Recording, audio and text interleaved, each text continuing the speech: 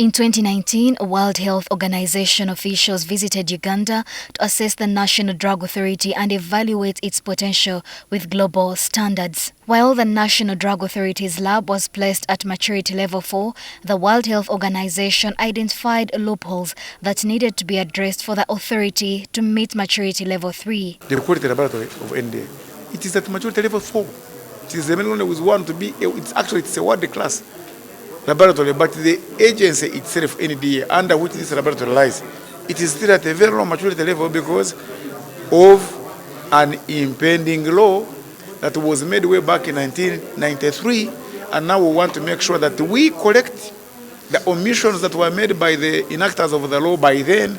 One of the World Health Organization recommendations is to reduce the size of the National Drug Authority Board, which was deemed too large. The World Health Organization advised that the board should have fewer members who should be technical experts to minimize conflicts of interest and also ensure that the National Drug Authority operates as an independent authority free from external influence to effectively regulate drugs.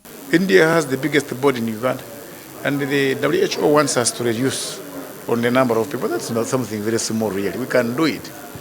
Point number 2, they want to make sure that the road releases of the drugs made here are released by the management, which is actually a consortium of technocrats.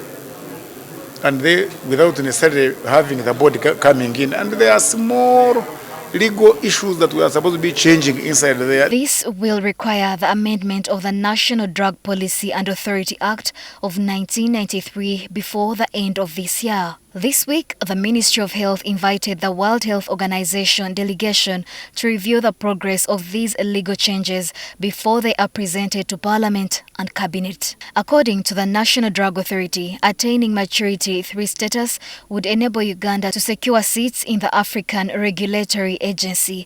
It would also make it easier for locally manufactured drugs to be accepted on the global market. As long as Uganda, NDA does not have maturity level 3, 1, it will fail to get some good seats in the African Medicine Regulatory Agency that has headquarters in Rwanda, Kigali. Point number 2, the vaccines and other important drugs manufactured locally here in Uganda will not penetrate the world market.